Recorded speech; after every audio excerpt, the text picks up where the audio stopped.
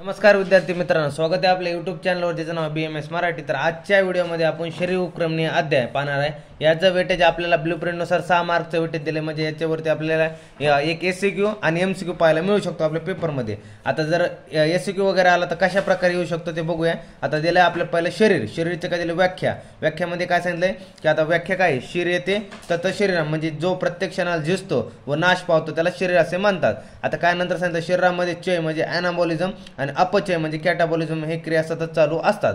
नंतर दुसरं जी व्याख्या काय सांगितलंय की तत्र शरीर नामाचे चेतना अधिष्ठान भूत पंचमहाभूत विकार समुदायात्मक संयोग होय।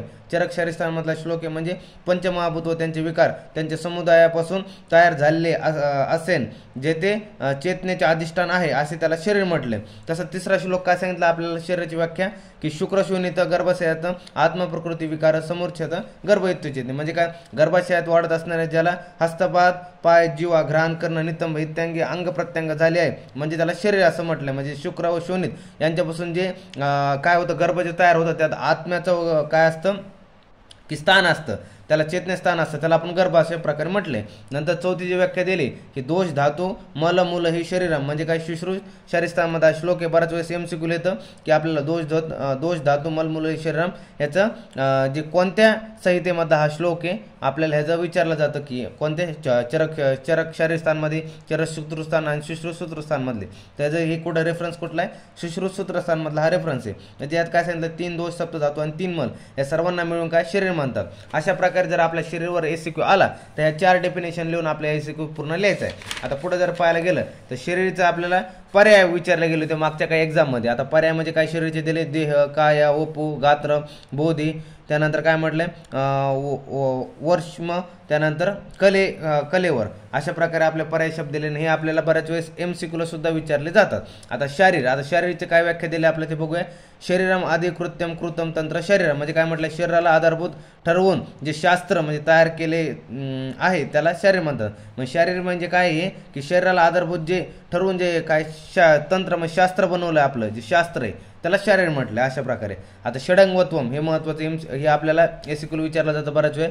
शरीराचा अभ्यास करण्याच्या दृष्टिकोनातून शरीराचे 6 भाग कल्पिले आहेत त्यामध्ये कसं सांगितलं तच्च षडंगम शाखा चतुस्र मध्यम पंचम षष्ठ शरीर इति शुश्रूष शरीरस्थानमधला श्लोक आहे म्हणजे शरीराचे 6 भाग खालीप्रमाणे केले त्यामध्ये कसं 4 शाखा 2 हात 2 पाय त्यानंतर मध्य म्हणजे कष्टादी काय गुदपर्यंत काय म्हटलंय की वक्ष व उदर चेस्ट मध्ये आणि त्यानंतर आपलं शिर म्हटलंय म्हणजे जशा प्रकारे आपलं 2 हात 2 पाय मध्य शरीर आणि शिर अशा प्रकारे आपले पूर्ण शरीराचे 6 भाग केले म्हणजे षडंगत्व अशा प्रकारे म्हटलंय। आता दुसरा एक श्लोक काय दिला याने चरक शरीरस्थानमध्ये की आपल्या सुश्रुतांनी सांगितलं होता। आता चरक काय म्हणतात की दो बाहू दो सक्तनी शिराग्रीवम अंतराधिरती षडंगमंगम म्हणजे काय म्हटलं चरकाने शरीराचे 6 भाग केले खालीप्रमाणे सांगितलं आहे। आता कोणते काय सांगितले 6 भाग 2 बाहू म्हणजे 2 हात 2 सक्तनी म्हणजे 2 पाय अंतराधिरती म्हणजे मध्य शरीर आणि शिरोग्रीवम म्हणजे शिर व मान मिळून एक यालाच उत्तम अंग असं म्हटलंय त्यांनी। त्यानंतर आता काय सांगितलं आपल्या आता कर्मपुरुष हे खूप मस्त आहे IMP कर्मपुरुष आपल्या पेपरमध्ये बऱ्याच वेळेस खूप याचं वेटेज आहे आणि विचारलं गेलं आहे मागच्या प्रिव्हियस एक्झाममध्ये कर्मपुरुष तुम्हाला करून घ्यायचं। कर्मपुरुष काय बघूया कर्म म्हणजे काय कार्य विशिष्ट कृत्य परिणाम फल आणि कर्माचे फळ गती। आता पुरुष कर्माचे हे झालं कर्म म्हणजे कार्य किंवा फळ असं अशा प्रकारे। त्यानंतर काय पुरुष म्हणजे मनुष्य व्यक्ती किंवा शरीर। आता काय मग सांगितलं कर्मपुरुष म्हणजे ज्यावर सामान्य किंवा चिकित्सा रूपी कार्य करू शकतो तो म्हणजे कर्मपुरुष। कर्मपुरुष म्हणजे काय ज्याचा त्या कर्मपुरुष ज्याला या जन्मात व पुनर्जन्मात केलेले शारीरिक व मानसिक कर्माचे परिणाम भोगावे लागतात। त्यानंतर काय म्हटलं कर्मपुरुष म्हणजे जो गतिमान आहे व ज्याला आकुंचन प्रसन्न उत्क्षेपण आक्षेपण त्यानंतर काय म्हटलं गमन या क्रिया करू शकतो त्याला कर्मपुरुष असं म्हणतात। आता काय म्हटलं पुढं कर्मपुरुषबद्दल आता व्याख्या दिली काय पंचमहाभूत शरीर समवाय पुरुष इति स एव कर्मपुरुष चिकित्साधिकृत शुश्रूष शरीरस्थानमधला श्लोक आहे मध्ये काय म्हटलंय पंचमहाभूत व शारीरिक म्हणजे आत्मा यांच्या समूहातून बनलेलं सुख व दुःख यांची जाणीव होते असलेला कर्मपुरुष होय। त्यात काय म्हटलं नंतर की या कर्मपुरुषाची चिकित्सा केली जाते म्हणून याला चिकित्सा अधिकृत पुरुष असे म्हटले जाते। आपल्याला MCQ विचारलं जातं की चिकित्सा अधिकृत्य पुरुष कोणाला म्हटलं जातं कर्मपुरुषला म्हटलं जातं।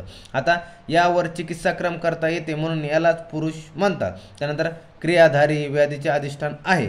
त्यानंतर आता काय म्हटलं क्रियाधारी। आता क्रियाधारी म्हणजे काय की यावर पुरुषावर औषध कर्म शस्त्रकर्म शारकर्म अग्निकर्म विविध चिकित्साक्रम कर्म आणि काय म्हटलं, स्वास्थ्यवर्धक कर्म केली जातात म्हणून याला क्रियाधारी म्हटलं जातं. आता नंतर काय म्हटलं, व्याधी अधिष्ठान. आता व्याधी अधिष्ठानमध्ये काय, वरील सर्व कर्माचे अधिष्ठान पुरुष आश्रित आहे.